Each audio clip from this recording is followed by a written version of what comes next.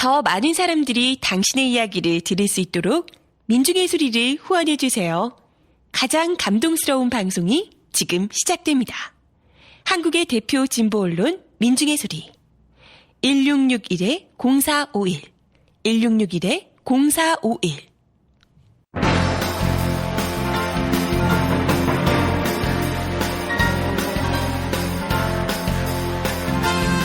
강명길의 다시 듣는 한국 현대사.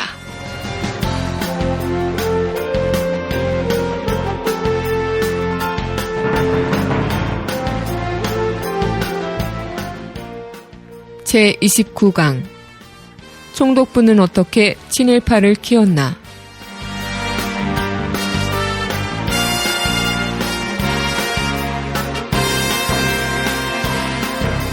학생 여러분 안녕하세요. 일베를 감동시키는 교육방송 닥터강의 다시 듣는 한국현대사 아나운서 정혜림입니다. 본 방송은 박세길의 다시 쓰는 한국현대사와 서울대학교 출판부의 한국사 특강 그리고 고등학교 한국사 교과서를 토대로 진행됩니다. 오늘도 닥터강 강명기 선생님 나오셨습니다. 안녕하세요. 안녕하세요. 강명길입니다. 네, 오늘이 지금 방송을 진행하는 날은 3월 14일이고요. 예, 네, 그렇죠. 화이트데이예요. 네. 예, 화이트데이. 사탕 받으셨습니까? 안 주시네요? 네, 그리고 오늘이 지나면 사실 예. 더 중요한 날이 바로 내일이 아닐까 싶은데요. 그렇죠. 네. 1960년 3월 15일. 네. 부정선거의 시초. 네. 우리나라 최대의 부정선거. 3.15 부정선거가 자행되었었던 네. 날이지요. 1960년이면 이제 이승만 전 대통령 때고요. 그렇습니다. 그렇죠. 예. 네. 사실 저희가 3.15 부정선거에 관한 이야기는 많이 듣긴 했는데요. 정확하게 3.15 부정선거가 4.19의 시초가 되었다, 이런 정도만 알고 있고요. 정확하게는 좀 알지 못하는 분들이 많으실 것 같아요. 저도 예, 그렇고요. 맞습니다. 네. 국사 교과서, 한국사 교과서에서도요, 3.15 부정선거는 4.19 혁명의 단초가 되었다. 네. 라고 이야기를 하고 있는데, 그 외에는 특별하게 부정선거가 있었다라는 정도만 그죠. 알고 있죠. 어느 정도로 부정한 선거가 어떤 방법으로 치러졌고, 어느 수준이었는지, 어떤 반발이 일어나게 됐는지, 이런 것들은 정확하게 잘 모릅니다. 예. 어떤 수준이었나요? 그때 당시에 분위기랑 시대 상황도 같이 좀 얘기를 해주시면 좋을 것 같아요. 1960년 이게 네. 되면은요, 이승만 대통령이, 네. 1875년생입니다. 그러니까, 일단은 그 당시 환갑이 넘었고요, 벌써. 그죠. 75년생이니까 1960년, 1875년생. 그러면 거의 임기가 끝날 때가 되면 네네네. 구순이 되는 거죠. 야, 그렇구나. 예. 예. 그래서 당시 헌법에는 오늘날도 마찬가지지만 대통령이 유고 시에는 네. 국무총리, 그 당시에는 국무총리가 없고 부통령이었죠. 네네. 부통령이 승계하게 되어 있습니다. 그렇기 때문에 그 당시 대통령 선거에서는 대통령의 이승만이 당선되는 것도 중요했지만 이승만 대통령이 고령이었기 때문에 당시 부통령 후보인 이기붕을 당선시키는 것이 대단히 중요한. 그러니까 부통령 자리에 누가 앉는가가 정말 중요한 선거였다는 거죠? 예, 그렇습니다. 그렇군요. 야, 참 90에 가까운 나이의 예. 대통령이다 보니까 그렇게 되네요. 네. 그래서 자유당 정권은 그 당시 이승만, 이기붕을 정부통령 후보로 내세웠고요. 당시 민주당에서는 조병옥과 장면을 정부통령으로 내세웠습니다. 네네. 그런데 1960년 2월 15일 네. 그러니까 선거를 한 달 앞두고 나서 네. 조병옥 당시 대통령 후보가 선거 기간에 갑자기 암으로 사망을 하게 됩니다. 예. 그러니까 대통령은 이승만의 당선이 확실하게 됐었던 거고요. 그 상황에서는 어떻게 바꿀 수가 없는 그렇죠. 상황이었기 때문에. 그러다 보니까 조병옥의 사망으로 네. 인하니까 어떻게 부통령 후보 같은 경우에는 장면에 대한 동정표, 민주당에 대한 동정 여론이 생기게 되는 네네. 거죠. 그렇게 되니까 이기붕의 부통령 당선이 사실상 어렵게 되었다. 이런 이런 판단이 그런 쪽으로 몰아가서요. 예, 그렇습니다. 그렇다 보니까 자유당 정권에서는 선거 결과에 대한 예측을 했더니 이게 승산이 없다. 그런 판단으로 정당한 선거로서는 어렵겠다. 그래서 관건을 동원한 대대적인 부정선거를 계획하게 됩니다. 그렇군요. 3.15 부정선거의 그 부정선거 계획의 구체적인 내용 몇 가지만 예를 들어보면요. 투표량의 40%를 사전에 투표한다. 어떻게요? 그러니까 미리 이제 투표함이라든가 그냥 투표 찍어 놓는 용지라든가 건가요? 예, 그렇습니다. 아, 그리고 3인조, 4인조, 5인조로 네. 인해서 그러니까 3명, 4명, 5명이 팀을 이뤄서 네. 동시에 투표하는 겁니다. 그러니까 투표장에 그 투표함에 그 가림막으로 연결되고 한 사람씩 들어가지 않습니까? 예. 거기에 2명, 3명, 4명, 5명씩 가는 거죠. 그래서 반장이 있고 네. 그래서 그 투표하는 걸 감시하게 되는. 아. 그러니까 이건 공개 투표가 되는 거죠. 와, 아니 그런 일이 가능했단 말이에요? 정말 예. 놀랍네요. 그리고 이제 뭐 유령 유권자를 이제 조작을 한다거나 그다음에 또 야권 성향의 유권자들에 대해서는 기권을 강요한다거나 예, 그다음에 또 대리 투표. 네. 기권시키고 나서 대리 투표하고. 그다음에 기표소를 설치를 할 네네. 때 내통하게 이제 보이게 하는. 그다음에 투표함을 바꿔치기 하고. 그다음에 개표할 때 그 예를 들어서 이기붕 이기붕을 찍은 사람 네네. 투표용지하고 그다음에 장면 후보를 찍은 사람 투표용지가 이제 나눠야 되지 않습니까? 네네. 그리고 이제 몇 장인지 세야 되지 않습니까? 예, 예. 그걸 섞는 겁니다. 그러니까 이기붕표에 장면표를 집어넣는 거예요. 아, 그리고 그냥 세요? 이기붕표로 합산을 하는 거죠. 와, 진짜. 이거를 이제 혼표라고 하는 거고요. 네네. 또 환표, 투표용지를 바꾸는 것. 아. 그 다음에 득표수를 조작 발표하고. 야, 그렇게까지 했는데도 안 될까봐 득표수 조작까지 한다, 이 말이군요. 예, 그렇습니다. 야.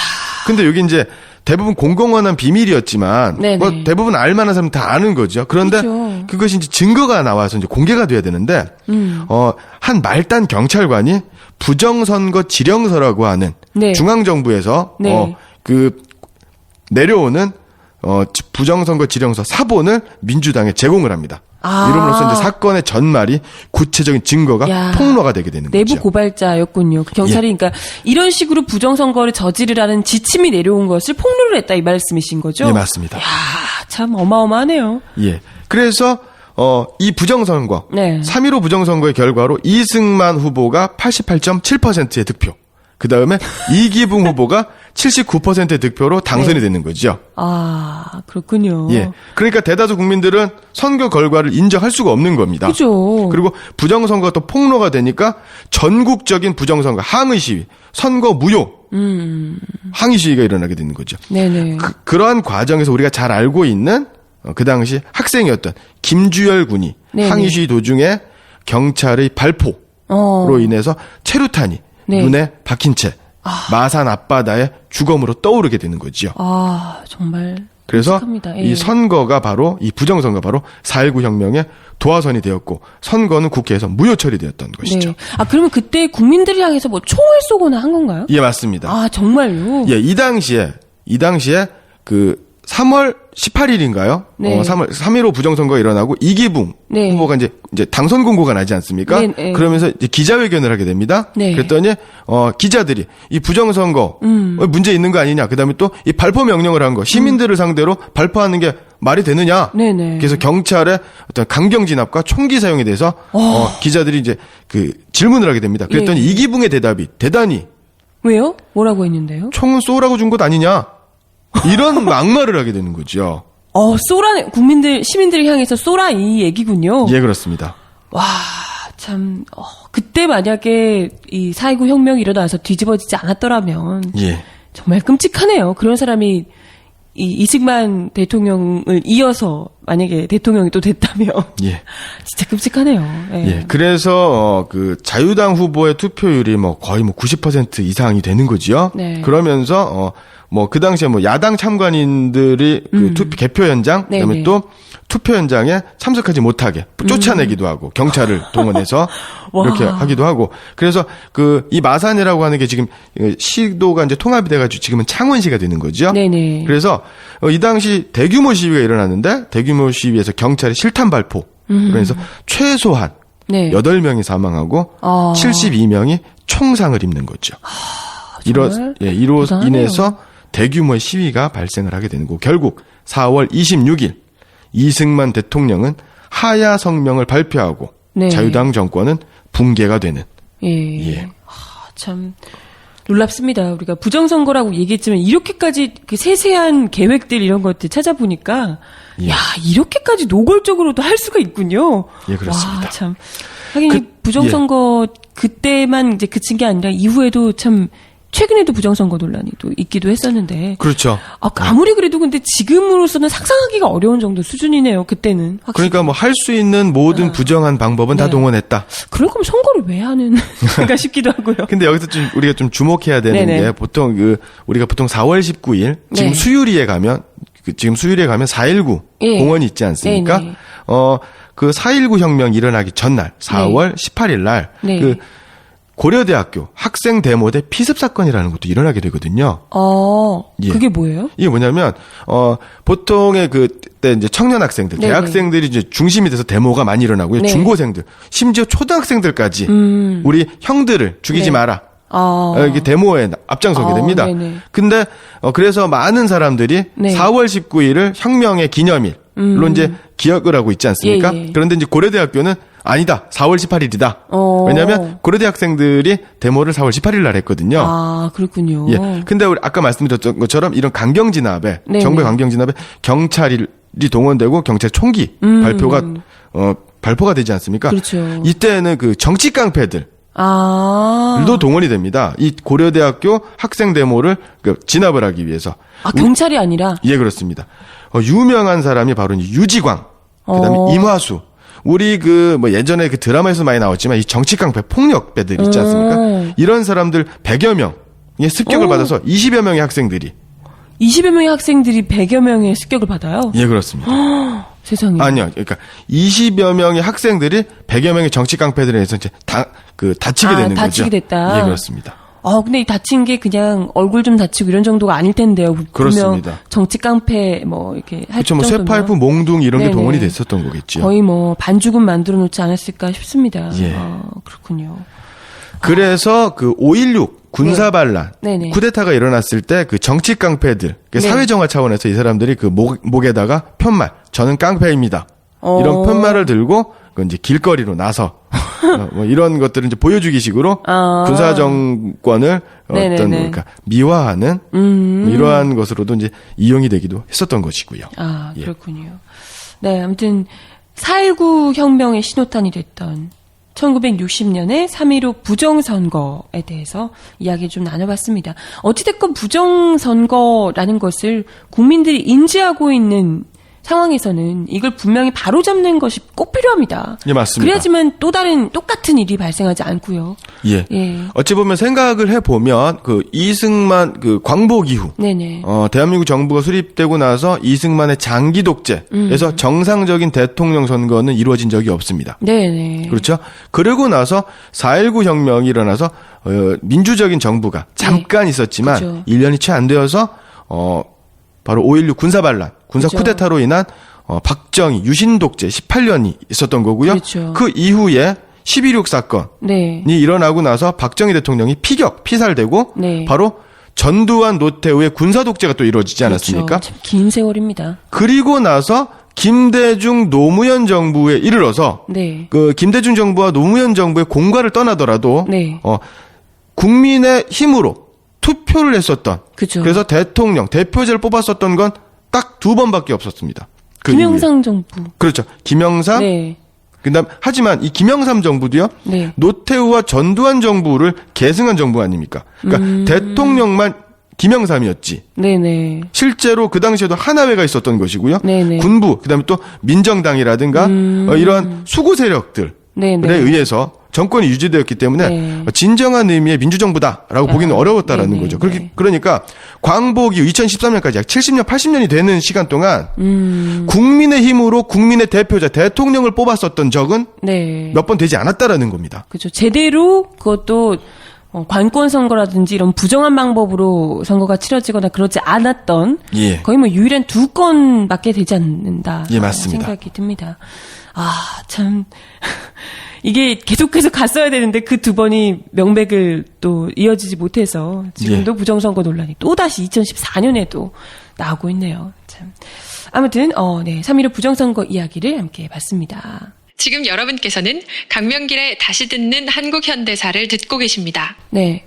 그리고 또 오늘의 역사로 소개해 주실 내용이 있으신가요? 예. 1982년 네. 3월 18일입니다. 그러니까 3월 18일. 예, 방송이 나가는 날이 이제 3월 17일이고요. 예. 그 다음 날 8월 18일 화요일 예. 날인데요. 이 1982년에 네. 엄청난 사건이 일어나게 됩니다. 어떤 사건인가요? 부산 지역의 대학생들이 네. 부산에 있는 미문화원을 방화를 하게 됩니다. 미문화원 방화 사건? 예. 예. 그래서 부산 미문화원 방화 사건이 일어나게 되는데요. 예. 이 사건으로 인해서 한 명이 네. 사망을 하게 되고 세 명이 부상을 입게 되고요. 네네. 예. 근데 학생들이 왜 갑자기 미문화원을? 이 1982년은 바로 네. 1980년 5월 광주 민주화 항쟁이 일어난 그 다음 해가 되죠. 네네. 예. 물론 80년 12월 네. 광주의 미문화원이 먼저 점거가 됩니다. 광주 지역의 대학생들로 인해서. 네네네. 그리고 부산 지역 대학생들이 부산 미문화원을 방화를 하게 되고요. 네네. 그 다음에 바로 서울에 있는 미문화원이 그러면 광주 다음으로는 도시 중에서 처음으로 부산에서 예, 맞습니다. 미문화원 방화 사건이 벌어지게 되네요. 그러면 광주 사건, 광주 이제 5.18 사태 때문에 그것 때문에 지금 미문화원을 학생들이 이제 공격을 하게 되는 건데요. 점거도 하고 공격을 하게 예. 되고 이런 건데요. 상식적으로는 우리가 5.18이 전두환 정부의 그런 이제 학살 예. 이런 거라고 생각을 하고 우리 군부 정권에 그 책임이 있다고 보통은 이제 생각을 그렇죠. 해왔거든요. 예. 직접적으로 탱크, 그다음에 또 공수부대, 네. 특수부대죠. 그렇죠. 를 이끌고 국민을 무고한 시민을 정말 홀로코스트를 자행했던. 예, 맞습니다. 예. 수천, 확인된 것만 5천여 명, 6천여 명이 넘는 정말 사망자가 끔찍한, 발생이 된 거죠. 예. 예. 근데 왜 미문화원을 학생들이 갑자기 하게 된 걸까요? 예. 그 1980년 광주 민주항쟁 때의 분위기를 보면은요. 지금 공수부대를 동원해서 전두환 네. 군사정권이죠. 군부 세력이 광주의 민주화를 요구하는 네. 시민들을 무차별하게 진압하지 않습니까? 그렇죠. 그럼에도 불구하고 광주의 시민들과 청년 학생들, 대학생들은 전두환이 네. 우리를 진압하지 못할 것이다. 왜냐? 우리의 우방인 자유민주주의를 수호하는 우방인 미국이 이것을 가만두지 않을 것이다. 그렇게 믿었군요. 미국이 지켜줄 그렇습니다. 것이다. 네. 그리고 실제로 처음에 진압군, 계엄군이 광주에 진입을 하고 나서도요. 네네. 처음에는 들어왔다가 또 나갑니다. 그러니까 미국 때문에 그렇구나. 미국이 우리를 보호해 줄 거다. 우리를 지켜 줄 거다. 네네. 왜냐? 자유민주주의의 최후의 보루 아니냐, 그죠. 미국이. 그죠. 그랬다라는 거죠. 그런데 오판을 하게 된 거죠. 그렇지 않았다라는 그것이 겁니다. 오판이었다. 예. 우리가 지금도 마찬가지지만 그 부당한 한미 행정협정, 그러니까 네네. 주둔군 지휘협정이죠. 미군에 대한. 그래서 네. 미군들이 무슨 범죄를 저지르고 네. 그다음에 면책을 하게 되는 네네. 책임을 회피하게 되는 계기도 있는데 이것이 그 분단된 남과 북의 분단된 사건, 분단된 상황에서 네. 특수한 상황인데 우리한테는 주권 국가임에도 불구하고 그렇죠. 대한민국이 군사작전 통제권이 바로 없죠. 미국에 있지 있죠. 않습니까? 예. 지금이야 평화시의 작전 통제권은 대한민국에 있고 전시작전권이 네네. 이제 미국에 있고 이것을 이제 환수하느냐 마느냐에 대해서 논란이 있는 건데 네. 이명박 대통령 때 원래 받기로 했으나. 그렇죠. 그러니까 노무현 대통령께서 받기로 약속을 받았는데 이명박 대통령 때 다시 이렇게 넘겨줬던 맞습니다. 바가 있죠, 우리가. 예. 그러니까 군부대의 배치, 네. 군부대 훈련, 군부대 이동 상황에 대해서는 미국 즉 연합사령부의 승인, 허락이 있어야 됩니다. 그렇다라고 하면 네네. 서울에 있는 미국 계엄군이 네. 광주로 내려온다. 공수부대가 광주로 와서 진압을 한다라는 건 군부대 이동이고 작전입니다. 그렇죠. 그럼 미국의 어쨌건 승인까지는 모르더라도 허락이든지 뭔가 동조는 있어야지만 가능하다는. 맞습니다. 그렇군요. 그러니까 미국의 5월 광주의 학살의 책임에 네. 그 배후에는 미국이 있다. 라는 판단에 이르르는 것이 학생들이. 당연한 것이죠. 예. 그로 인해서 반미 시위가 네네. 그 이전까지 학생 운동이라든가 네. 민주화 운동은요 반독재, 반정부 투쟁이었습니다. 네. 그런데 미국은 우리 우방이다. 그런데 80년 5월 광주 항쟁 이후로 군사 독재, 네. 부당한 권력의 횡포의 배후에는 미국이 있다.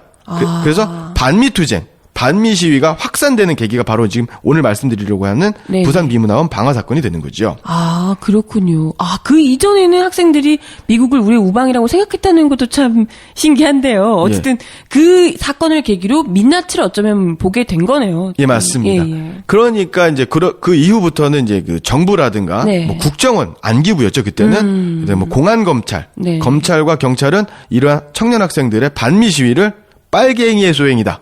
아, 지금이랑 똑같네요. 예. 북의 소행이다. 혹은 네. 북의 사주를 받은 간첩, 매색. 아, 예, 예. 예. 미문화원 이것도 간첩의 소행이다. 예, 맞습니다. 아. 그래서 많은 사건들이 일어나게 되는데 아까도 말씀드렸던 80년에는 그 광주 민주화 운동, 네. 그다음에 또 12월 9일 날 광주 미문화원 점거 사건. 네. 그다음에 강원대학교에서 82년 4월에 성조기를 공개적으로 소각하는 사건이 일어나게 되고요. 그다음에 미문화원 점거 농성 사건, 대구 미문화원 그다음에 또 부산 미문화원. 네네. 예. 이런 사건들이 점거 사건, 농성 시위가 있게 되는 거죠. 그렇군요. 예. 아, 그럴만도 하네요. 근데 어찌됐건 그때 당시에는 아직까지 그 전두환 정권 시절이었기 때문에 굉장히 엄혹했던 때잖아요. 예. 근데 거기다가 이런 뭐 민문화원까지 방어하고 이랬으면 어마어마한 정말 사건이었을 텐데 예. 이게 탄압도 만만치 않았을 테고 이 친구들이 굉장히 힘들었을 것 같아요. 예, 맞습니다. 그 당시에 그 전두환 정부는, 전두환 네. 정권은 성격 이상자들이다. 그 다음에 네. 또 정신병자다. 북한의 사주를 받은 대학생들이다. 그 다음에 또 북한의 소행이고 간첩의 소행이다. 이런 식으로 이제 유포를 네, 하게 네. 되고요. 그 다음에 또 뭐 그러한 것들에 대한 뭐 이렇게 삐라. 또 나왔다라고 네, 네. 하는 뭐 이런 식의 네. 유언비어를 유포를 하게 됩니다. 예. 예. 그리고 이 사건으로 인해서 대대적인 공안 정국이 조성이 되면서 알다시피 뭐 불임 사건이라든가 네네. 이런 유사한 사건들이 많이 네. 나오게 되는 거고, 그리고 요때 중요한 게 바로 노무현 대통령이 이 학생들을 변호하게 되는. 그때 예. 당시 이제 변호사셨군요. 예, 맞습니다. 불임 사건에 이어서 이 사건 역시도. 예, 맞습니다. 그리고 그렇군요. 불임 사건의 공안 검사가 네. 바로 이 민문화원 그 방화 사건의 공안 검사. 최병국 검사. 예, 맞습니다. 네. 그리고 악연이네요, 노무현 대통령하고는. 맞습니다. 네네. 그리고 이 대법원까지 재판이 예. 가게 되는데요. 이 대법원의 주심 판사가 바로 한나라당 총재였고 대통령 후보였었던 이회창. 네. 이회창 판사가 되는 거죠. 그렇군요. 예. 야, 유명한 인물들이 많이 나오네요. 예. 이 사건에. 그리고 또 놀라운 것이 아니라 그러고 나서 네. 이러면서 그 변호사들이 네. 청년 학생들 그다음에 또 정당한 시위에 대해서 보호하려는 움직임들이 많아지고요. 이런 조직적인 움직임들이 정법회라고 하는 변호사들의 단체로 구성되는 계기가 정법회요? 예, 되게 됩니다. 정의구현 법률가 협회가 됩니다. 여기에는 그 전태일 네. 평전을 썼던 조영래 변호사님. 예. 그 다음에 그 조영래 변호사님을 도왔었던 당시 조영래 변호사였던 보조하는 변호사? 네. 그때 신참 변호사였죠. 후배 변호사였던 박원순 서울시장도 참여했었고요. 예. 뭐 노무현 대통령도 참여했고요. 예. 그렇군요. 그래서 이러한 사건들, 일련의 사건들로 인해서 그 노무현 변호사가 네. 뭐 구속되고 체포되는 일도 일어나게 되고 그랬군요. 하는 거지요. 이 정법회가 지금은 이렇게 좀 바뀌거나 이렇게 된 이 정법회는 지금은 없고요. 네. 지금 바로 민변입니다. 예, 그렇군요. 그 유명한 민주사회를 위한 변호사 모임이 예, 맞습니다. 바로 여기서 출발을 한 거군요. 참, 네. 이 미문화원 방화 사건을 계기로 또 한 번 이제 공안정국에, 사실 이게 똑같은 프레임인데요. 지금까지도 먹히고 있는 그 프레임. 예, 맞습니다. 똑같은 이 사건. 하지만 5.18 관주 민주화 운동 그리고 그 5.18 학살의 책임을 묻는 미국과 이 정부를 향한 이 날선 대학생들의 비판이 이어졌던 사건이었습니다. 예. 네. 오늘의 역사는 여기까지 두 사건 길게 좀 이야기를 드려봤고요. 오늘 본편을 함께 들어가 보도록 하겠습니다. 형성평가 1번. 다음에 보기는 독립기념관장을 지낸 김사뭉의 노무현 평전의 일부다. 보기를 잘 듣고 가장 관련이 없는 인물을 고르시오. 보기. 불임사건 이후 노무현은 부산 지역에서 인권 변호사로 제야단체의 간부로 노동법률상담소장으로 활동하며 민주화 운동을 펼쳤다. 87년경에는 아스팔트 변호사라는 별명이 붙기도 했는데 아스팔트 바닥에 드러누워 항의를 하는 것도 불사했기 때문이다. 노무현이 시국 사건에 한 발자국 더 깊숙이 들어가게 되는 큰 사건이 일어났다. 1982년 3월 18일 벌어진 이른바 부산 미 문화원 방화 사건이다. 부산 고신대생들이 광주 민주화 운동 유혈 진압 및 독재 정권 비호에 대한 미국의 책임을 물어 부산 미 문화원에 들어가 불을 질렀다. 전두환 정권은 이 사건을 반미, 반체제 용공 사건으로 몰아가고 땡전 뉴스와 족벌 신문들은 연일 테러범처럼 학생들을 거세게 비판했다. 변호인단이 구성되고 노무현도 참여했다. 이것이 인연이 돼 변호사 노무현은 정법회를 만드는 일에 참여했다. 정법회는 민주화를 위한 변호사 모임의 모태가 되었다. 1. 조영래 2. 박원순 3. 김칠준 4. 심재환 5. 황교안 네, 그럼 29번째 강의, 총독부는 어떻게 친일파를 키웠나 편을 함께 하시겠습니다. 친일파는 그냥 만들어지는 거 아닌가요? 뭐, 키우나, 총독부가? 친일파는 뭐 자발적이죠. 네네. 자발적인 친일 부역 행위를 한 사람. 예. 그다음에 그 제국주의를 찬양하고 그것을 네. 선동한 사람. 네. 있죠. 하지만 그 총독부의 예. 어떤 통치 전략의 일환으로 친일파를 정책적으로 육성했다. 이렇게 보는 것이 좀 정확한 표현 아닐까라는 생각이 듭니다. 예. 그냥 뭐 자발적인 것도 물론 그건 당연한 거겠지만요. 예. 그 안에서도 일본의 일제의 당시 치밀한 전략이 또 존재했다라는 말씀이신데 우선 뭐 총독부의 그 지시 계획 하에 이렇게 얘기를 하셨는데 총독부 이야기를 조금 우리가 뭐 많이 듣긴 했지만 구체적으로 총독부가 우리 조선 땅에서 당시에 뭐 어떤 일들을 했는지부터 먼저 짚어주시면 좀 좋을 것 같아요. 예. 네. 그 당시에 일제강점기지요. 일제강점기에 총독부 이전에는 이제 통감부가 있었습니다. 그러니까 네. 1905년 을사조약, 네. 을사늑약 이후에 조선의 그 외교권이 박탈이 되면서 보호국화.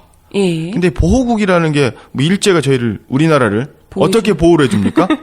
수탈이었죠. 네네. 그러니까 보호국이라는 말 자체도 용어에 문제가 있다. 그렇죠. 라는 거고요. 그러면서 1910년부터 이제 통감. 1905년부터 이제 통감부가 설치가 됩니다. 네. 남산에 통감부가 설치가 되는데 예. 이 초대 통감이 바로 이토 히로부미가 되는 거죠. 그래서 이토 히로부미가 안중근 의사에 의해서 처단당하게 되는 거고요. 그리고 1910년 한일 병탄이 일어나면서 총독부가 만들어지게 되는데 네네. 이 총독부는요. 우리가 아는 총독부가 이제 3가지 정도가 있을 거예요. 예. 영국의 식민지였던 인도에도 총독이 있었습니다. 아, 그래요? 예, 영국인이죠. 예. 그다음에 대만도 네. 대만 총독부가 있었고 총독이 있었습니다. 아, 거기도 일본인가요? 그렇습니다. 대만이 일본의 식민지가 된 것은요. 1894년. 네. 1895년, 즉 청일전쟁, 아. 동학농민혁명군을 진압하는 명분으로 네네. 그 청일전쟁이 일어나지 않습니까? 예. 청일전쟁에서 일본이 승리함으로써 그 대가로 대만을 네네. 청나라로부터 획득을 하게 되는 거고요. 그러면서 그 총독부가 대만에 생기게 되는 겁니다. 아, 그렇군요. 그런데 이 대만의 총독부와 조선의 총독부는 상당히 그 지위와 역할, 위상 자체가 달랐습니다. 왜 그렇죠? 뭐가 이것은 다른가요? 한반도에 대한, 그 조선에 대한, 그 다음에 또 만주, 중국에 대한 일본에 대한 식민지 침탈 정책과 대단한 관계가 있는데요. 네네. 아무래도 이제 대만은 섬이고요. 예. 중국의 변방이죠. 예, 그렇죠. 예, 그렇습니다. 그렇기 때문에 이 일제는 조선을 침략을 하고 그리고 네. 그것을 발판으로 만주를 침략하고 중국 대륙 본토를 침략하게 한다라는 네, 거죠. 예. 그런 정책을 일관된 정책을 가지고 있었는데 그래서 일본 네. 그다음에 조선 만주 즉 일선만을 하나의 체제로 어떤 그 통로군요, 통로. 그렇죠. 예. 통일된 정책으로 침략을 네. 하겠다라는 겁니다. 그래서 공업 정책에서도 많이 드러나는데요. 네. 선진적인 공업 그다음에 또 기반이 되는 공업 예. 지역은 공업 산업은 일본 내지에 일본 본토에 육성을 하게 되고 네네. 그것의 부속적인 산업, 즉 그러니까 경공업 정도가 되겠죠. 네네네. 그래서 1차 산업이라든가 좀 부속적인 산업은 네네. 조선에 만들어 놓고 그다음에 원료의 공급 기지로 네. 바로 만주를 하게 되는 거죠. 그래서 네네. 차별 정책이 이렇게 일어나게 됩니다. 그렇기 때문에 조선 총독부 네. 같은 경우에는 나중에 그 총독부령이라든가 이제 네. 법률이 개정이 되면서 조선의 총독도 문관 출신이 네. 그죠. 예. 문관 출신이 총독으로 임명될 수 있었음에도 불구하고 한 번도 문관 총독이 되지 않았다. 임명된 적은 한 번도 없었다라는 그럼 거죠. 대만 같은 경우에는 계속해서 예, 맞습니다. 대만 같은 경우에는요, 문관 출신자도 네. 가능을 했고요. 실제로, 문관 총독이 상당히 많았습니다. 그렇군요. 예.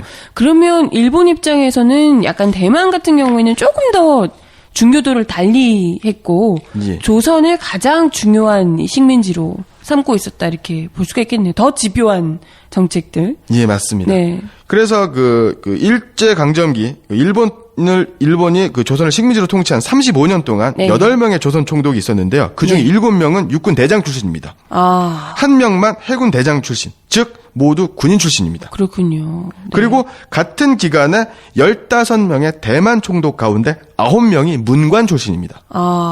그렇구나. 그리고 인도 같은 경우 영국이 식민지였던 인도도 총독제가 실시된 이후 33명의 인도 총독이 배출이 되는데요. 네. 군인 출신은 8명에 불과합니다. 그리고 또 놀라운 것은 조선이 그 일본의 그 지배를 당했던 네. 시기 일본 본국에서는 그 재임제를 포함해서 30명의 수상이 있었는데 네. 일본 수상이 있었는데 8명의 조선 총독 출신자 가운데 4명이 일본에 수상을 했었다라는 거죠.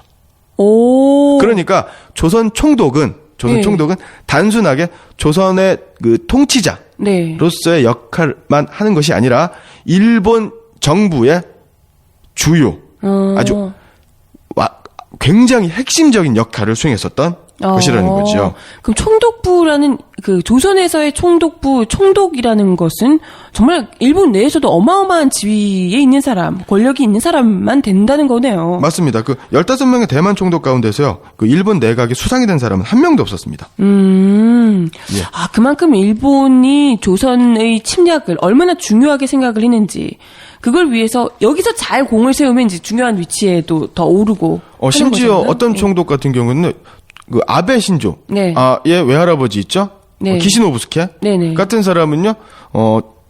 일본에서 수상을 한 다음에 조선 맞아요. 총독이 됩니다. 그랬죠. 예. 그러니까 이 조선 총독이 대일본 제국의 정치 질서에서 차지하는 위상은 우리 상상 이상이라는 거죠.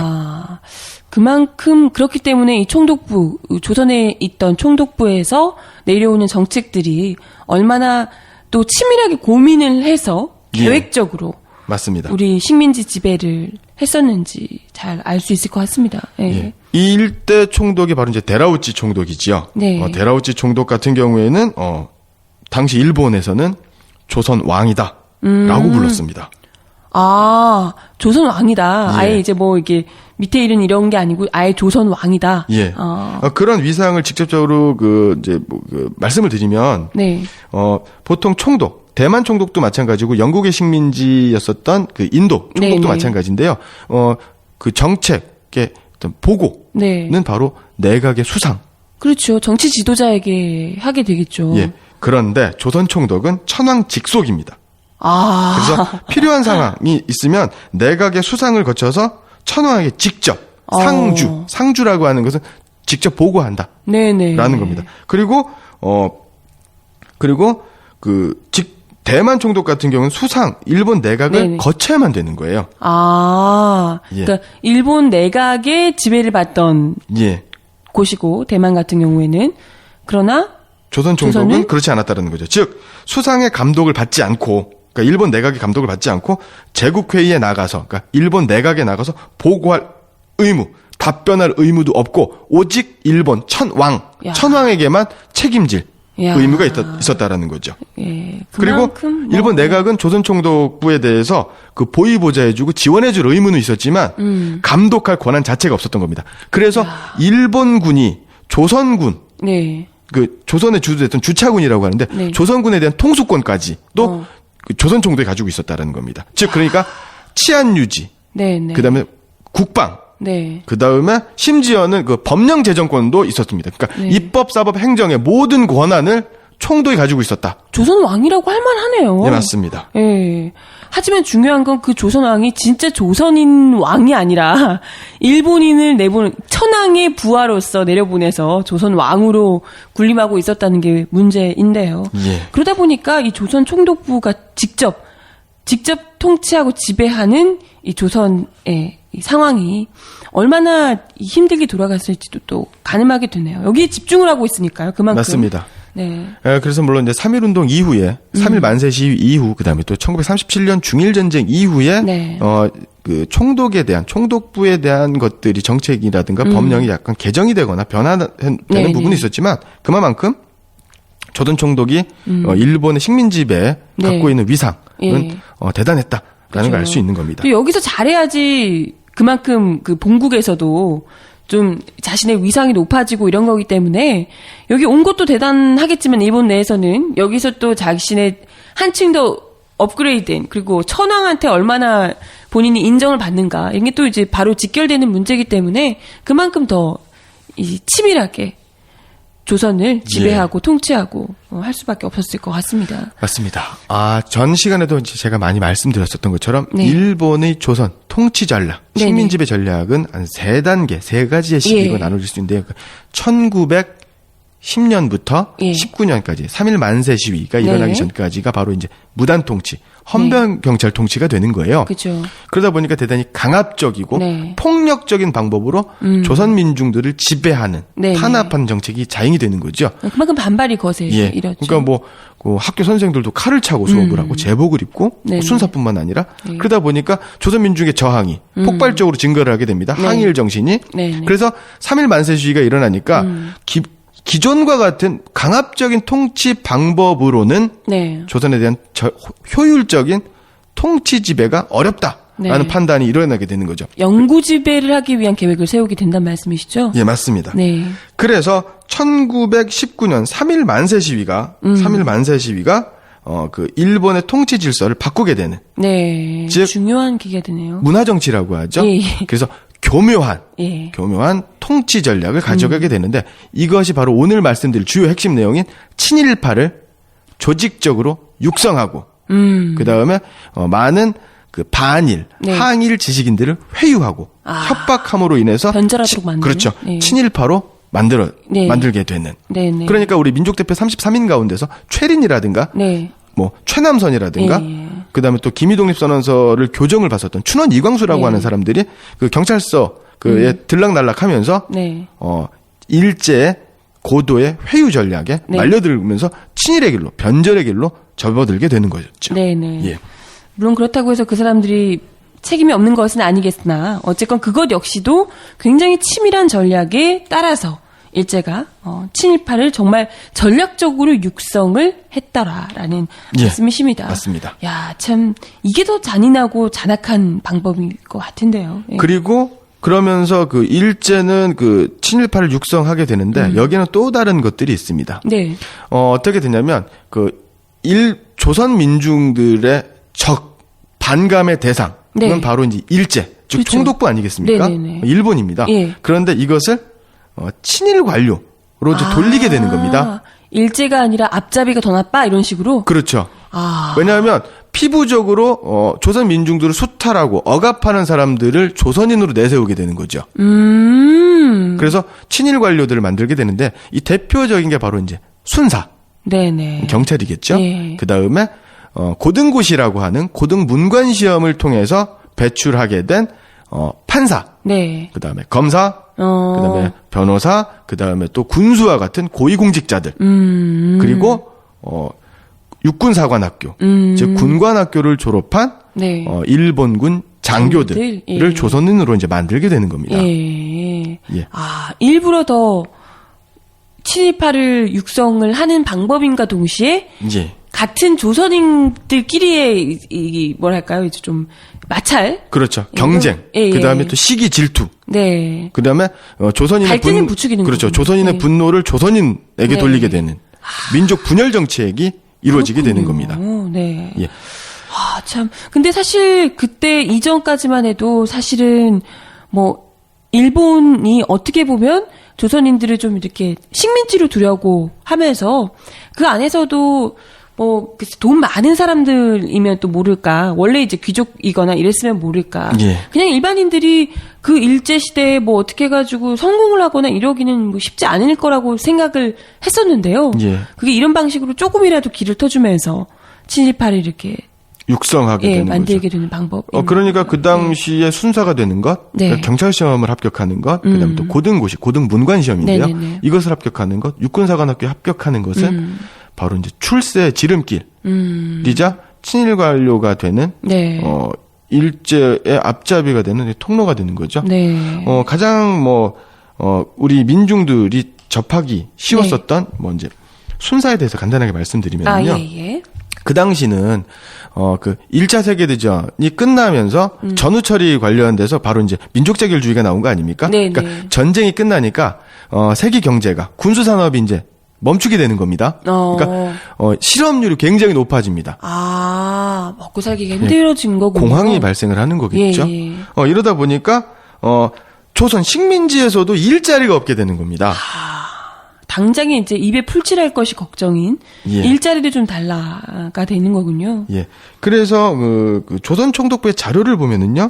3.1 만세 시위가의 기운이 아직도 많이 남아 있었던 1922년 네. 그 순사 경쟁률, 네. 순사 시험의 경쟁률은 2대1 정도가 돼요. 예. 그런데 3.1 운동 이후에 이 문화 정책, 즉 민족 분열 정책이 본격화된 1920년대 중반 이후에는요. 10대1.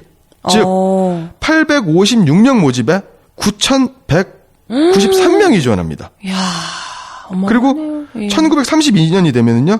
854명 모집에 16,193명이 지원을 하게 됩니다. 19대 1로 경쟁률 수직 상승을 하게 되는 거죠. 야, 아니, 그냥 언뜻 봤을 때는, 야, 3.1 운동 때 그렇게 우리가 학살을 당하기도 하고, 일제에 그렇게 짓밟혔는데, 어떻게 일본 순사가 되겠다고 그렇게 많은 사람들이 모일 수 있나, 이런 생각을 할 수도 있는데요. 당장의 그 상황에서는 정말 이제 실업률이 높고, 먹고 살기가 어려운 상황이라, 거기다가 또 이제 문화정책 하면서 뭔가 굉장히 좀 유한 듯한 정책을 펴면서, 너도나도 여기 이거라도 하겠다고 이제 어떻게 보면 공무원이니까요. 그렇죠.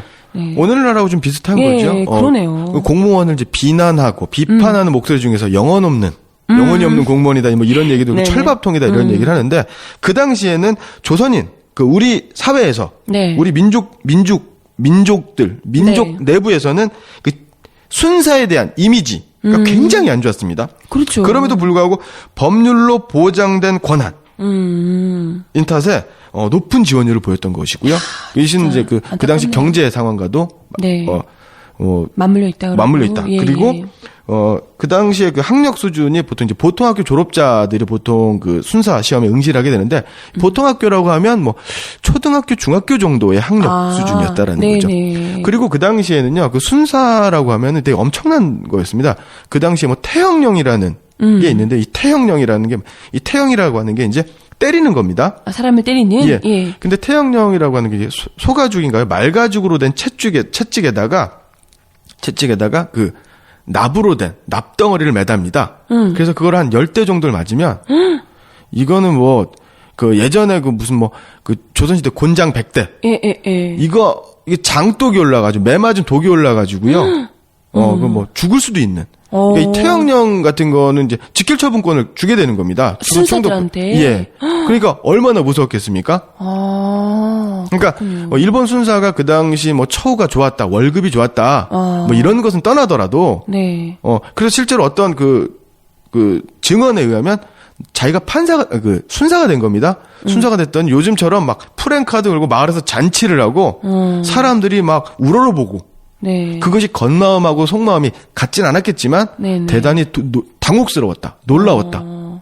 이런 증언들이 굉장히 많습니다. 일종의 이제 뭐 돈과 이런 거라기보다는 권력을 쥐어주는 거네요. 때릴 수 있는 권력. 예, 맞습니다. 누군가를 짓밟을 수 있는 권력을 주면서 그러니까 조선 민중이 탄압을 하고 네, 짓밟을 수 있도록. 예, 이런 아주 교묘한 정책이었다. 그렇군요. 라고 이제 볼 수가 있는 겁니다. 네. 근데 웃긴 건 이런 사람들이 나중에 광복되고 나서 똑같이 그냥 경찰이 되는 거잖아요. 친일 경찰이 바로 이승만 독재를 네.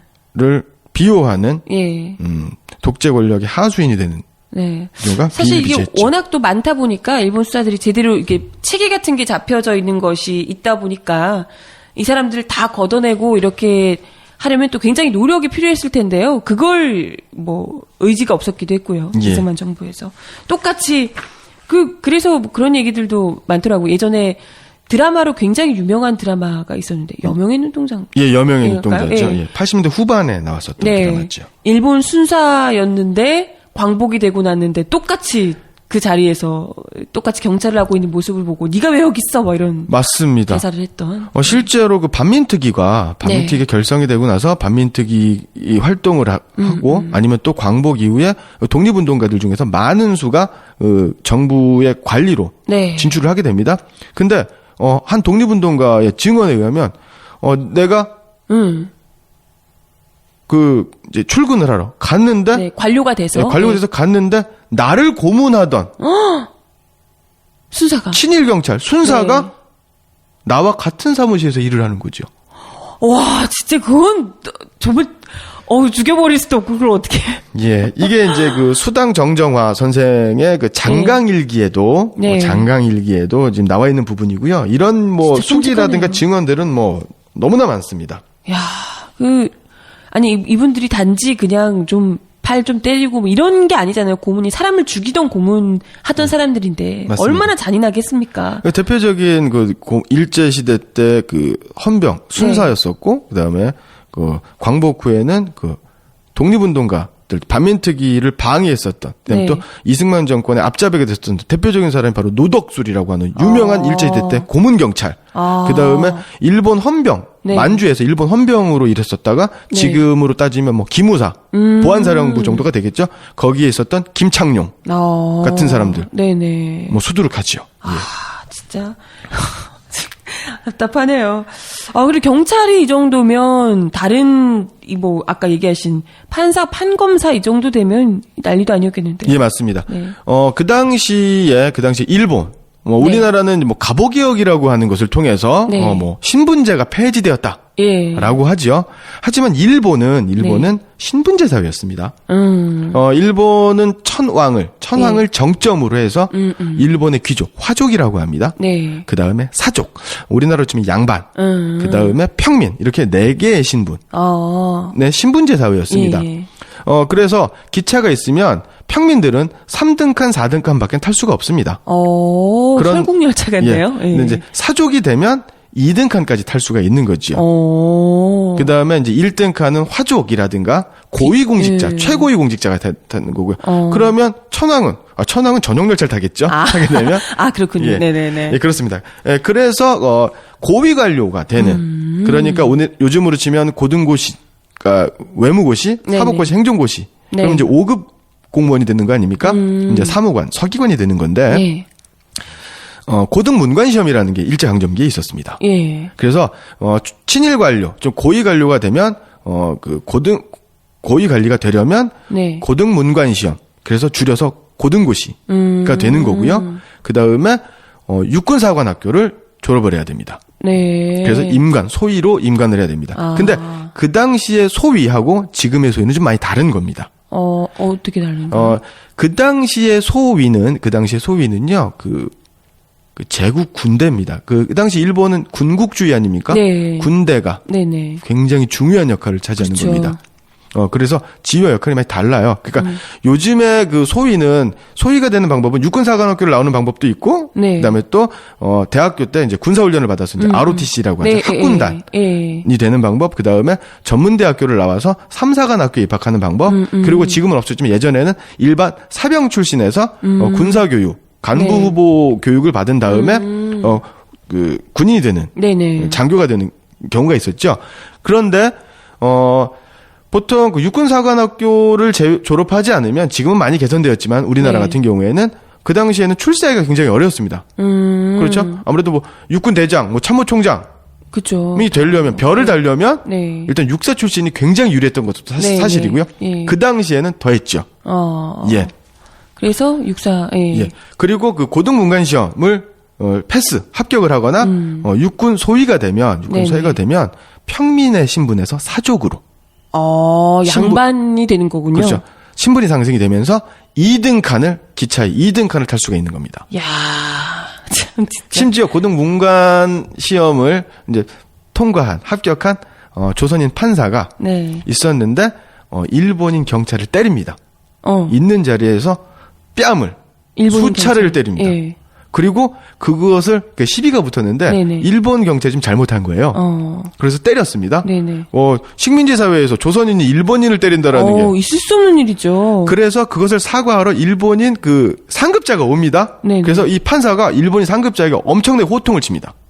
그래서 참 뿌듯했다. 조선인으로서 자랑스럽게 여겼다라고 하는 조선인 판사의 증언도 있습니다. 아하. 그만큼 고등문관고시를 통과한다라는 건 대단한 출세가 네. 보장이 되는 길이었습니다. 근데 이제 중요한 건 그런 거잖아요. 이 사람들이 사실은 정말 거기서 뭐 자신의 지위를 얻고 제대로 된 뭐 부귀영화를 누리고 이것 자체는 뭐 좋다 쳐요. 사실은 근데 일본에서 이러한 아주 좁은 틈새에 신분 상승 그 사다리를 만들어 놓고 사실 이걸 가지고 야 너네도 열심히 노력하면 이렇게 우리랑 똑같이 일본인처럼 성공할 수 있다라는 아주 작은 희망을 줘놓고 그걸로 이제 식민 지배를 제대로 맞습니다. 아주 정확하게 보셨습니다. 예. 하는 것이겠죠. 예. 이 고등문관 시험을 통과하는 건 개인의 출세가 네. 보장됐을 뿐만 아니라 가문의 영광이죠. 그렇죠. 예, 그러면 성대한 환영식 축하에는 말할 것도 없는 거고요.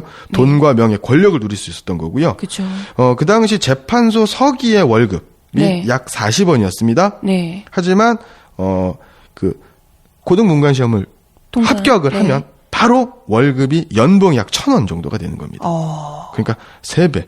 그러니까 3배, 2.5배 이상이 높았던 거죠. 2배 네네. 이상이. 예. 그러니까 그러면 마치 조선인들 누구나가 너네가 멍청하고 게을러서 이런 걸 못하는 거지. 만약 하기만 하면 일본인들 못지않게 혹은 훨씬 더 뛰어나게 다 돈 잘 벌고 할 수 있다라는 희망만 사실은 그럴 수 있는 사람은 정말 0.0001% 정도에 불과할 텐데 예. 그 불가능한 희망에 기대서 독립운동이고 자시고 입 닥치고 열심히 공부나 해, 일 열심히 해 이렇게 만드는 예, 맞습니다. 계기가 이 됐겠네요. 고등문관 시험은요, 1923년부터 네. 그 법률은 1918년, 19년에 준비가 됩니다. 네. 그리고 23년부터 시행에 들어갔는데요. 이 고등문관 시험 요즘은 뭐 행정고시, 사법고시, 외무고시가 있지만 그 당시에는 고등문관 시험 하나밖에 없었습니다. 네. 그래서 그 주임관 이상의 그 고등관을 이제 선발하는 시험이고요. 일제시대 때, 일제강점기 때 고등관의 수는 매년 약 1,500명에서 2,000명. 그래서 전체 관리 한 10% 정도가 됩니다. 네네. 그래서, 초기에는 일제에서는 네. 조선 총독부의 관리로 조선인 될 수가 없다라고 큰 소리를 칩니다. 네네. 하지만 네. 그 통치 전략이 바뀌었다고 하지 않았습니까? 그 문화 통치, 예. 교묘한 그 민족 분열 정책으로 예. 인해서 그래서 그 경성제국대학 그러니까 이제 오늘날 이제 서울대학교가 돼 있죠. 네. 경성제국대학 출신자들 혹은 일본 유학자들 네. 중에서 조선인들이 많이 응시를 하게 됩니다. 예. 이렇게 되고 그런 과정이 아까 말씀드렸었던 그 세계 경제공황의 여파로 네. 조선인 응시자들이 폭발적으로 증가를 하게 네. 됩니다. 거의 뭐 신분 상승을 할 수 있는 유일한 방법 중에 하나였을 테니까요. 예, 맞습니다. 그리고 조선총독부 기관지인 매일신보에서도 그 고등고시 합격을 조선 청년의 자랑이다라고 이제 선전을 하게 되는 거고요. 네. 그 당시 또 일제 식민 통치가 이제 굉장히 오랜 시간이 네. 지속이 되지 않습니까? 그 식민 통치가 공고화되어 가는 거니까 조선총독부의 관리가 되는 것에 대한 사회적 압박 또 상대적으로 덜했었던 네네. 사회적 분위기도 이미 있었던 오래됐으니까 예, 어쩔 수 예. 없다. 아 근데 참 이런 게요. 뭐 먹고 살기 때문에 살기 위해서 어쩔 수 없다 치더라도 사실 이렇게 들어가서는 결국 처음에는 이제 먹고 살기 위해서 그렇게 응시해서 들어갔겠지만 들어가면 일단 거기서 일본에 대해서 반대하는 목소리를 내거나 조선을 위한 애국심의 이제 그렇죠. 그런 발언을 하거나 이러기가 안 됐던 거잖아요. 쉽지 않은 정도가 아니라. 안 하죠. 예. 일단 그 자리를 유지하기 위해서는 계속해서 친일을 할 수밖에 없는 것일 테고요. 예, 맞습니다. 네. 뭐 윤동주 선생님 같은 경우에 일본 유학을 하기 위해서 네. 창시 개명을 했습니다. 네네. 아까도 지난 시간에도 뭐 몇 차례 걸쳐 말씀드렸지만 예. 창시 개명 자체가 친일의 기준이다라고 볼 수는 네네. 어려웠는데요. 그 당시 고등 문관 시험은 대체로 이제 경성제국대학 네. 출신들, 일본 유학 출신들인데요. 이 경성제국대학 같은 경우에는요, 정원의 70%가 일본인이고요, 조선인은 30%밖에 안 됩니다. 그러니까 네. 경성제국대학을 다닌다, 졸업했다, 입학했다라고 하는 것 자체가 친일파의 네. 어떤 기본 조건, 네. 뭐 그렇군요. 친일파의 어떤 필요 조건은 아니지만 충분 조건일 수 있었다라는 네. 거고요. 그런 곳에 그때 이제 뭐 서울대학이 이제 그때 경성제국대학인데 그때 뭐 조선인 중에서 독립군의 아이가 자녀가 뭐 공부를 잘한다고 해서 정말 경성제국대학에 들어갈 수 있거나 이랬던 건 아니었을 거 아닙니까? 예, 맞습니다. 이 고등고시 합격자를 이제 조사를 해봤는데요. 네네. 1925년부터 1943년까지 네. 바로 이제 272명 네. 플러스 알파는 뭐냐면 그 당시에 그 판사가 될 수 있는 변호사가 될 수 있는 판검사 이제 특별 임용제도라는 게 있었습니다. 네. 왜냐면 대한제국 시절에 그 법 관련 판사라든가 이런 공무원인 경우 네네. 이제 임용되는 경우가 있었기 때문에 네. 그다음에 또 그 자료가 약간 누락이 된 부분도 있고 네네. 그래서 272명 중에 네. 대부분은 1935년, 36년, 37년 중일 전쟁 이후에 네. 급속하게 늘어나게 됩니다. 아, 그렇군요. 예. 그 이유는 아까 말씀드렸었던 그 취업난, 경제공황으로 인한 네. 취업난, 그다음에 또 일제의 그 교묘한 분열 정책이 있었다라는 그렇군요. 겁니다. 참 이제 걱정인 부분은요. 아까 순사도 그랬지만 이런 사람들이 그 정말 몇 안 되는 좁은 사다리를 타고 거기에 올라가서 누구보다도 더 그 자리를 지키기 위해서 강하게 친일을 했을 것이고요.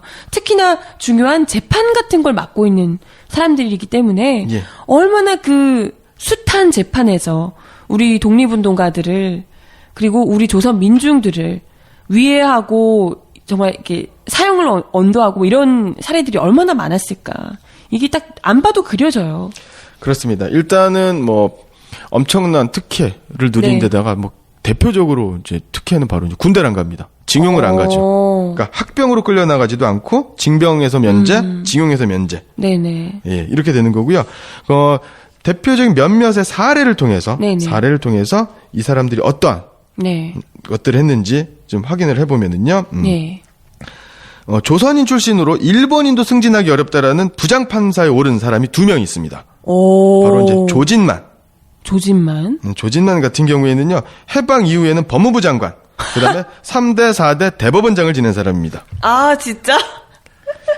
그럼 어떤 네. 사람인지 아시겠죠? 일본인도 어렵다는 그 자리에 올랐던 만큼, 예. 그만큼 누구보다도 강하게, 일본보다도 더 일본인 같은 이 친일파였다는 말씀이실 예. 테고요. 그 다음에 또 김준평. 김준평. 이 김준평 같은 경우에는요, 판사 시절에, 네. 창씨 개명을 지지하는 네. 내용의 그 기고문을 신문에 발표를 합니다. 네. 그리고 나서 이제 판사를 은퇴하고 변호사가 되죠. 예. 변호사가 되고 나서는 대동아 전쟁을 지지하는 강연을 하러 돌아다닙니다. 네. 예. 참. 그 다음에, 장경근이라는 사람이 있습니다. 장경근. 예, 이 사람 동경제국대학 출신이고요. 문관고시 그 고등고시를 합격한 사람입니다. 1935년에 합격을 했고요. 네. 그 판사로 재직 중에 해방을 맞습니다. 그러면 자신의 친일 행적을 뉘우치고 조용히 반성하고, 예. 조용히 참여해야겠죠. 그죠. 하지만 해방 이후에 이 사람이 바로 반민특위 붕괴의 결정적인 이런. 역할을 한 당시 내무부 차관입니다.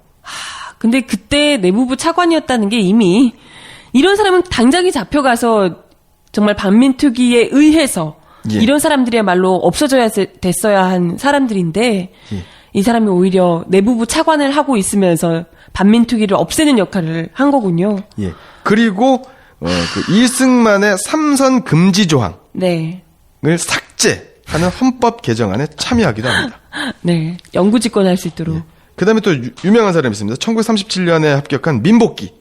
민복기요. 예. 이 사람은 경성제국대학 출신이고요. 아버지가 바로 부친이 바로 민병석입니다. 이 민병석은요. 네. 일제로부터 자작의 자기와 은사금을 받은 사람이고요. 중추원 부의장을 지낸 사람입니다. 아, 참 그 아버지의 예. 그 아들이군요. 그럼에도 불구하고 해방 이후에는 법무부 장관, 5대 6대 대법원장을 역임했습니다. 그런 사람들로부터 우리가 맥을 이어온 지금 법원인 거잖아요. 우리 사법부인 거잖아요. 맞습니다. 미치겠네요. 그 다음에 한 명, 두 명만 더 말씀드리겠습니다. 네네. 1940년대 일제가 패망하기 직전이죠. 예. 홍진기라는 사람이 홍진기. 예, 경성제국대학 출신입니다. 네. 1940년 사법과 고등문관시험 사법과에 합격을 하게 됩니다. 네. 3.15 부정선거 때 법무부 장관이었죠. 그 다음에 4.19 혁명 때 내무부 장관이었으면서 발포의 책임을 물어서 사형이 구형된 사람입니다. 정말요? 예, 사형이 되진 않습니다. 네. 이후 석방이 됩니다. 예, 그 당시 최인기라고 하는 그 네. 내무부 장관이 사형이 됐는데요. 이 사람은 사형은 되지 않습니다. 야, 운이 좋네. 천운이네요. 예. 이 사람이 바로 그 삼성의 이병철과 사돈이 되죠. 그러면 그 중앙일보 그렇습니다. 예, 예. 그러니까 중앙일보 회장인 홍석현 네네. 회장의 아버지가 되고요. 이건희 삼성그룹 회장의 부인인 홍라희의 예. 아버지가 되는 거죠. 정말 유명한 분이군요. 지금까지 하셨던 분들이 전부 무슨 법무부 장관 다 뭐 대법원장 하고 이랬던 분들이고 거기다가 뭐 중앙일보의 뭐 사장의 아버지시고 뭐 다 어마어마한 거예요, 지금. 예. 2번. 다음에 보기는 4.19 혁명 당시 희생된 16세 여중생 진영숙의 편지다. 잘 듣고 물음에 답하시오. 보기. 어머님께. 시간이 없는 관계로 어머님 뵙지 못하고 떠납니다. 어머님, 데모에 나간 저를 책하지 마십시오. 우리들이 아니면 누가 데모를 하겠습니까? 저는 아직 철없는 줄 압니다. 그러나 조국과 민족을 위하는 길이 어떻다는 것도 알고 있습니다. 저는 생명을 바쳐 싸우려 합니다. 데모하다 죽어도 원이 없습니다. 어머님, 저를 사랑하시는 마음으로 무척 비통하게 생각하시겠지만 온 결의 앞날과 민족의 해방을 위해 기뻐해 주세요. 부디 몸 건강히 계세요. 거듭 말씀드리지만 저의 목숨은 이미 바치려고 결심하였습니다. 문제. 4.19 혁명은 1960년 4월 대한민국에서 제1공화국 자유당 정권이 이승만을 대통령에 당선시키고 이기붕을 부통령으로 당선시키기 위한 개표 조작을 하자 이에 반발하여 부정선거 무효와 재선거를 주장하는 학생들의 시위에서 비롯된 혁명이다.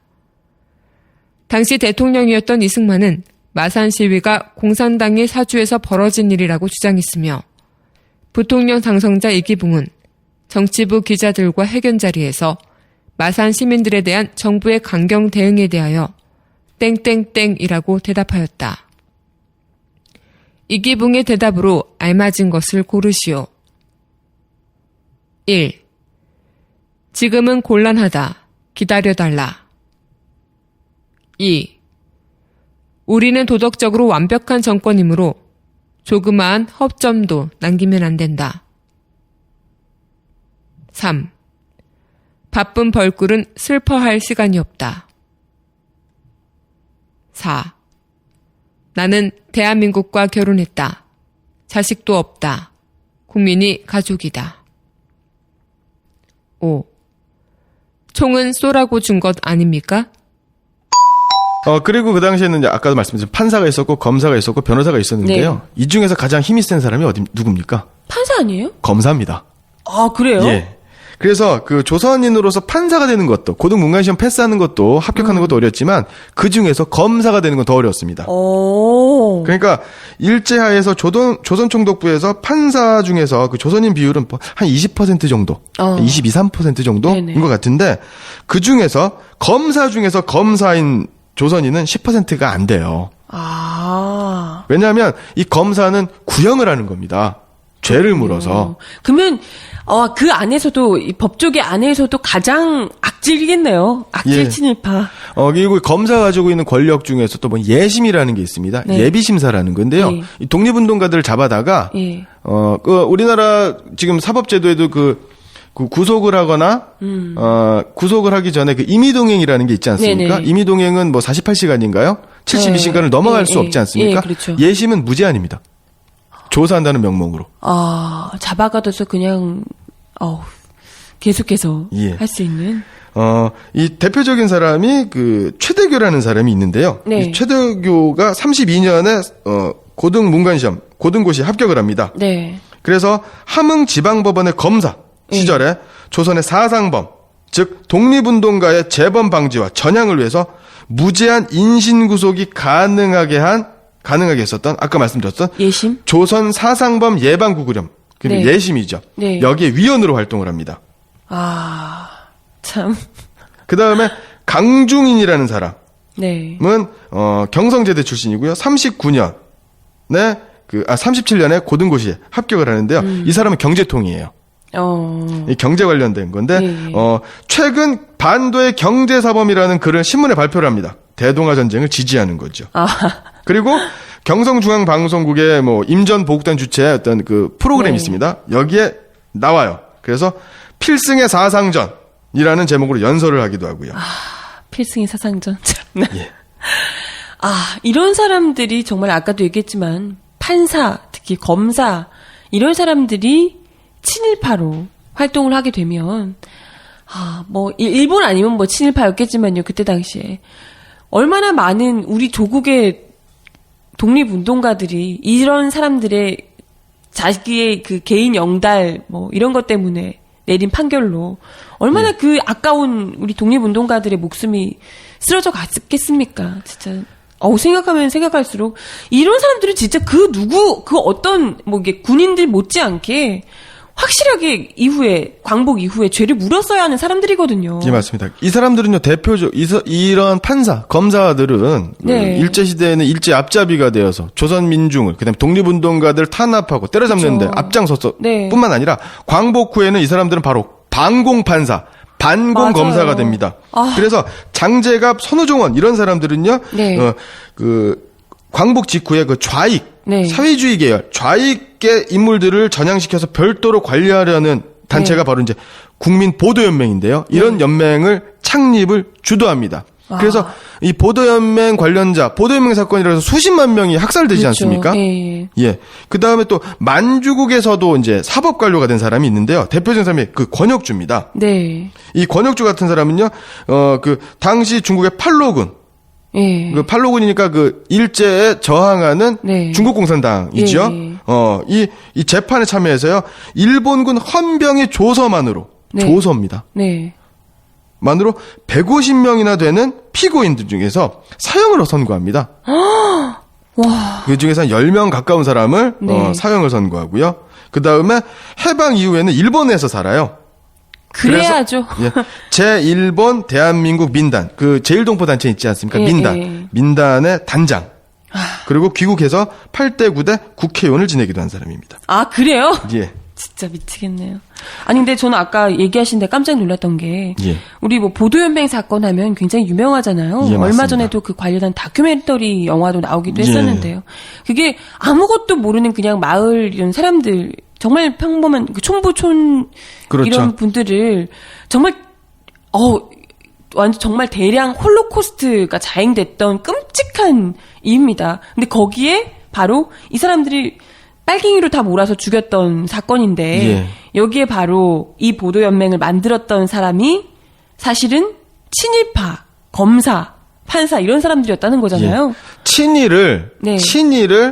그 은폐하기 위해서 이 사람들이 내세웠던 논리가 바로 반공이죠. 그죠. 예. 사실은 그 반공의 공이 공산당이 아니라 독립운동가가 아니었나 이런 생각이 들기도 하고요. 맞습니다. 진짜 독립운동가를 때려잡던 그 솜씨로 지금은 민주사회를 외치는 시민들, 그리고 선량한 국민들을 그렇게 때려잡고 있는 거잖아요. 예. 그 국민대학교 초대 학장. 네. 국민대가 지금 종합대학이지만 예전에는 그 단과대학이었죠. 그러니까 학장이죠. 국민대학교 초대 학장을 네. 지냈었던 윤길중이라고 하는 사람은요. 네. 조선 변호사 시험에 합격을 합니다. 네. 그리고 강진군수, 무안군수, 총독부, 항모국, 사무관. 네. 그러다가 전두환 정부 시절에는 국가보위 입법회의 위원으로도 활동하고. 그러니까 친일 협력자가 독재 권력의 엘리트로 변신하게 되는 거죠. 그렇죠. 근데 그게 끊어졌으면 괜찮은데 지금까지도 그들의 후손들이 여전히 현 정권에도 그리고 우리 사회 곳곳에 뭐 정재계 할 것 없이 다 법조계면 뭐 모든 곳에 다 이 권력층으로 자리 잡고 있는 거잖아요. 예. 즉 고등고시 합격자, 네. 조선인 합격자들은요 대부분 일본 유학파 혹은 경성 제국대학 출신입니다. 그러니까 이러한 사람들은 대체로 경제적인 고민 네. 없이 고시에 집중할 수 있었던 사람이죠. 그렇죠. 그러니까 우리 뭐 노무현 대통령은 그 상고 나오지 않았습니까? 예, 예. 그리고 고졸 아닙니까? 네. 그래서 노무현 대통령은 뭐 고시 공부 그 비용을 마련하기 위해서 뭐 일도 많이 했죠. 네.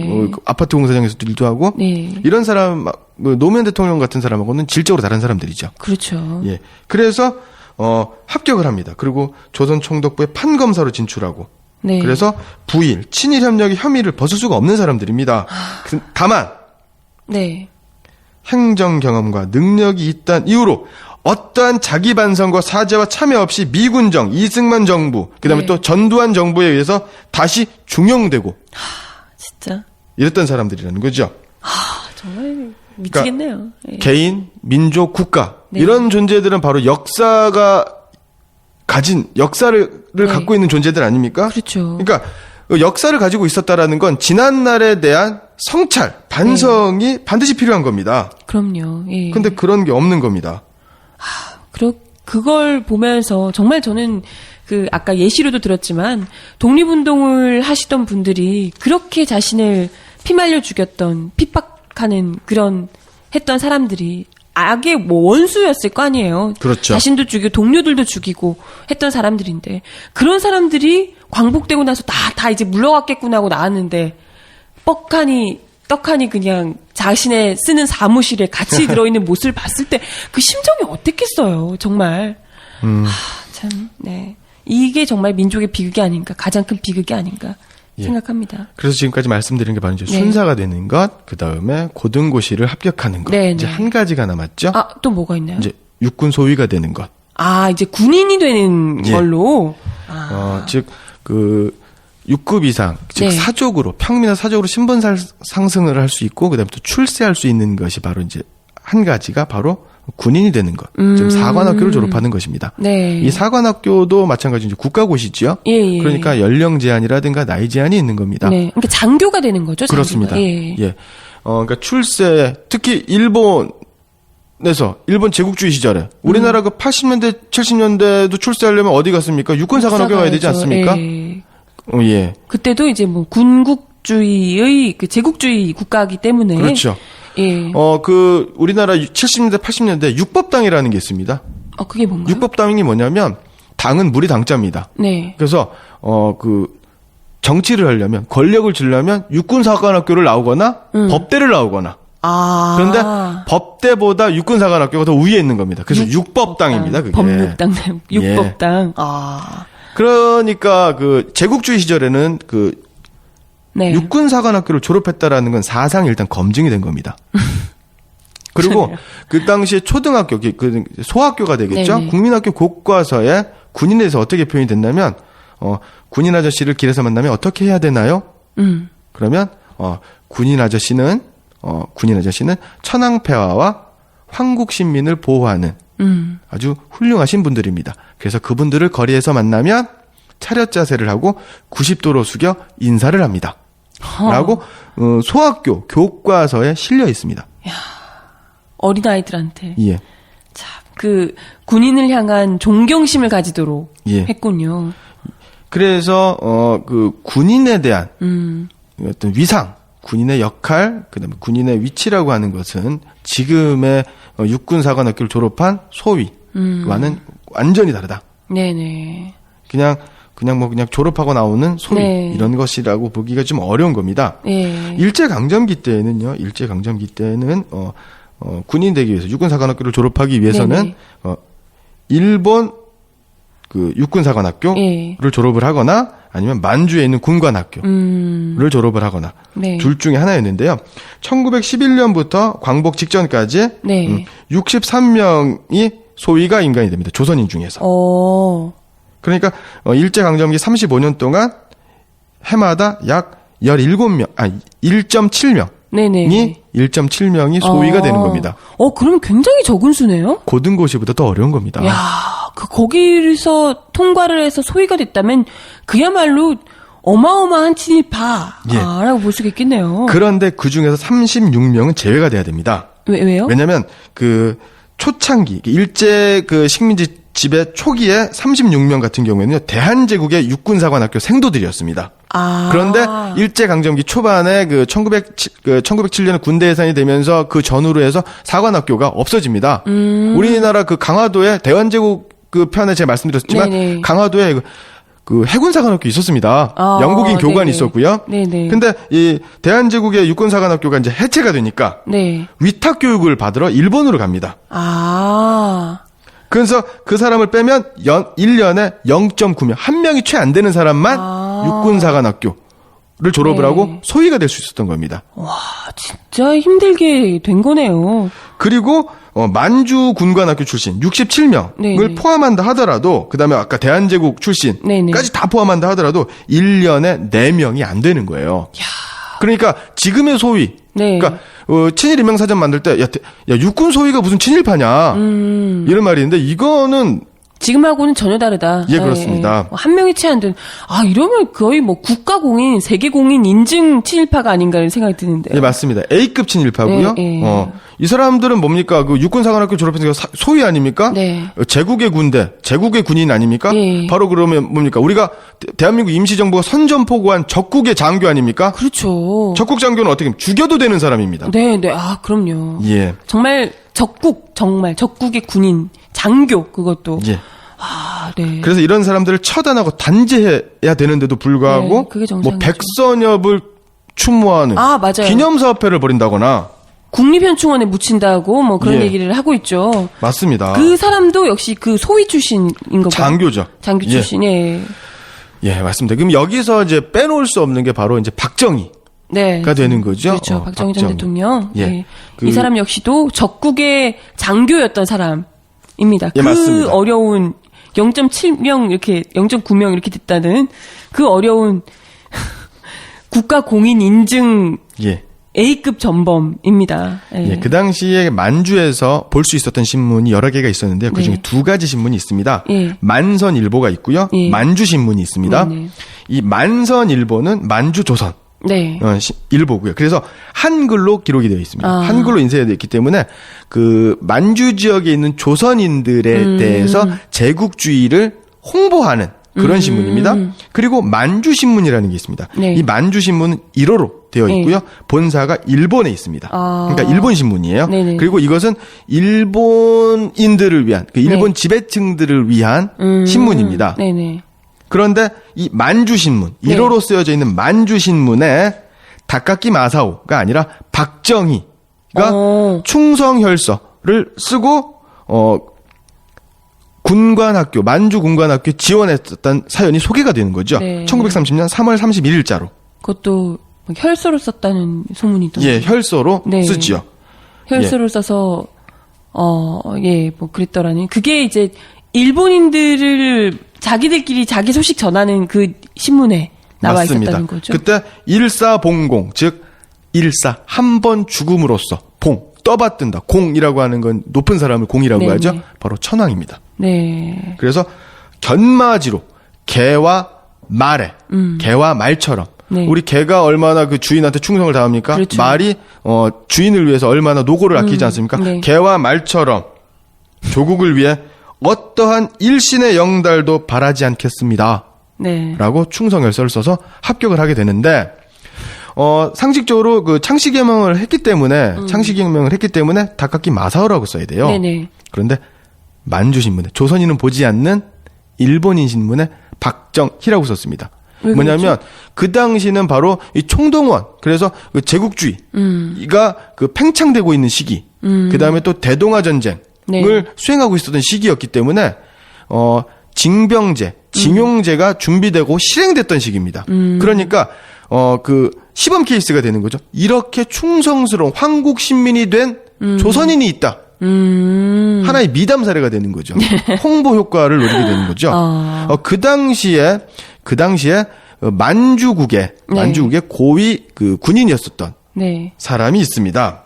누군가요? 아리까와라는 사람인데요. 네네. 이 사람은 대구사범학교의 교련, 즉 군사교육의 교관이었습니다. 그러니까 1920년대 보면 바로 우리 그 광주 학생 운동 있지 않습니까? 네. 광주 학생 운동이라는 게 바로 뭡니까? 학생들이 뭐 그 열차칸에서 그 조선인 학생들하고 일본인 학생들 싸움이었지만 네네. 그것의 본질적인 문제는 바로 뭐냐면 일본의 그떤 통치를 네. 반대하는 거. 특히 학교에서는요 교련을 철폐하라. 였던 겁니다. 네. 근데 이 그 대구 사범학교의 교관인 아리까와는 바로 이제 일본 육사 출신입니다. 최고의 엘리트예요. 그리고 육군대학까지 나왔었던. 그리고 만주로 갑니다. 그런데 그 대구 사범학교의 교관이었는데 그 당시에 학생이 바로 박정희예요. 이 박정희는 그 대구 사범학교에서 그 공부를 되게 못했습니다. 의외인데요. 그런데 예. 교련 과목만 최우등이었고요. 타고난 군인이었군요. 그리고 너무 교련을 잘하니까 그 시범조교의 네네. 역할도 했었습니다. 그래서 교관 아리까와하고는 박정희는 대단히 친밀한 관계였었다는 거죠. 네네. 그리고 이 대구 사범학교라는 게 바로 뭡니까? 교사가 되는 겁니다. 네네. 그러니까 교사가 됐다라는 건 뭡니까? 그 취업이 보장된 겁니다. 신분이 네. 보장된 겁니다. 네네. 그런데 문경 보통학교에 1년도 못 있습니다. 네. 한 학기만 있고 바로 만주를 건너갑니다. 예. 그 아리까와하고 어떤 관계가 있었던 것 같아요. 사실은. 네네. 그래서 그 교련은 그 대구 사범학교 시절에 그 박정희를 옹호하는 사람들이 이랬습니다. 일제에 대한 반항심 때문에 아니 그러면 공부를 선생님 못했다. 무슨 말도 안 돼. 공부를 못한 거다. 그럼 교련을 왜 그렇게 잘했어요? 제 말이 그 말입니다. 그리고 그 당시에 광주 학생동을 말씀드렸지만 네. 교련 철폐가 학생들 사이에서 반일의 가장 큰 핵심적인 이슈였어요. 네. 근데 그럼에도 교련은 제일 불구하고. 잘해요. 예. 그렇군요. 근데 그때 이미 지원을 할 때, 선생 시절에 지원을 할 때, 결혼을 한 상태였습니다. 혼인신고는 하지 않았지만 자녀도 있었고요. 예. 그리고 그 당시에 나이가 3살이 초과가 됐었습니다. 그래서 이제 혈서까지 쓰면서 하고 싶다고, 그랬군요. 그래서 신문에 난 거죠. 네네. 어찌됐건 그렇게까지, 아까 조국을 위해서 견마지로의 정신으로 이런 얘기 했다는데 그 조국이 우리가 말하는 조국이 아니잖아요. 그렇죠. 정혜림 아나운서하고 저의 조국과는 다른 조국인 것 같습니다. 네. 그러면 그 조국의 황군이신데. 황군이죠. 예, 황군이신데. 그러면 그 조국을 위해서 평생을 사셨으면 좋지 않았을까 이런 생각이 드는데, 네. 갑자기, 그 조국을 다르게 얘기를 하셔가지고요.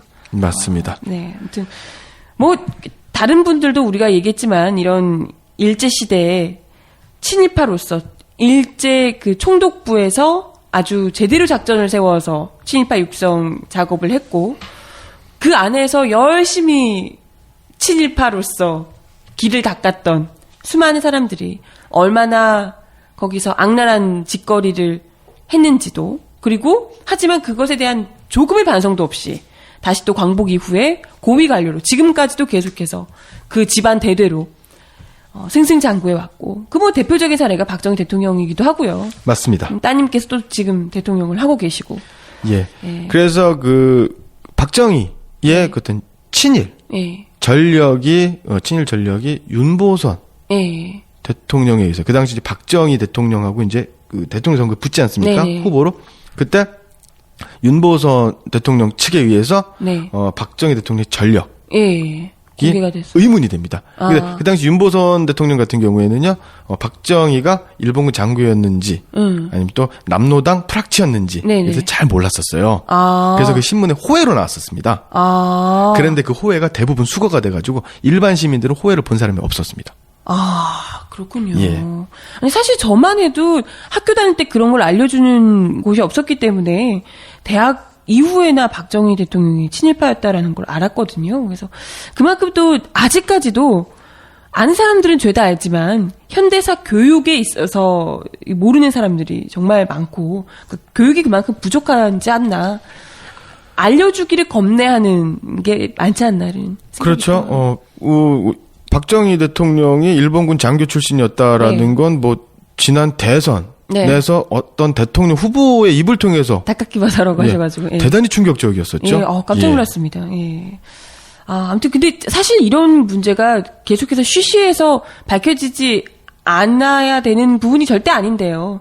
많은 국민들이 그걸 알고 제대로 광복 이후에 하지 못했던 심판을 지금이라도 이런 친일파 관료 후손들, 이런 사람들이 제대로 심판받아야 하는 것 아닌가 하는 예. 생각을 합니다.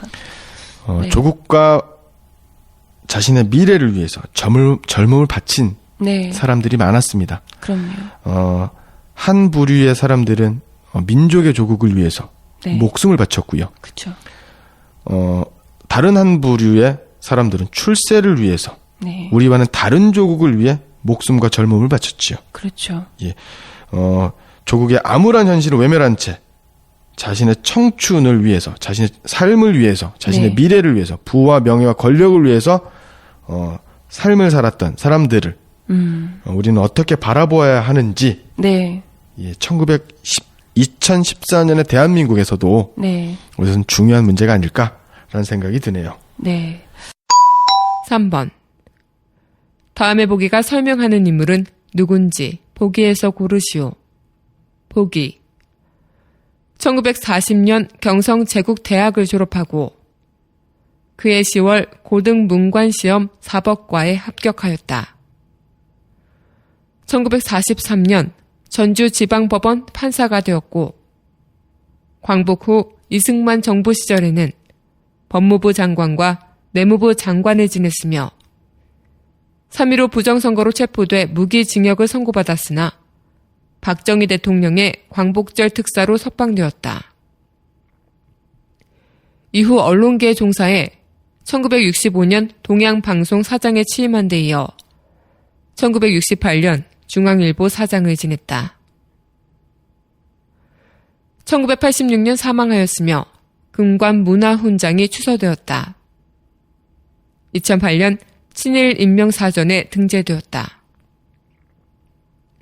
그의 가족으로는 장녀 홍나희 삼성미술관 리움관장, 사위 이건희 삼성그룹 회장, 장남 홍석현 중앙일보 회장, 전 주미대사, 차남 홍석조 보광 패밀리마트 회장, 전 광주고등검찰청 검사장 등이 있다.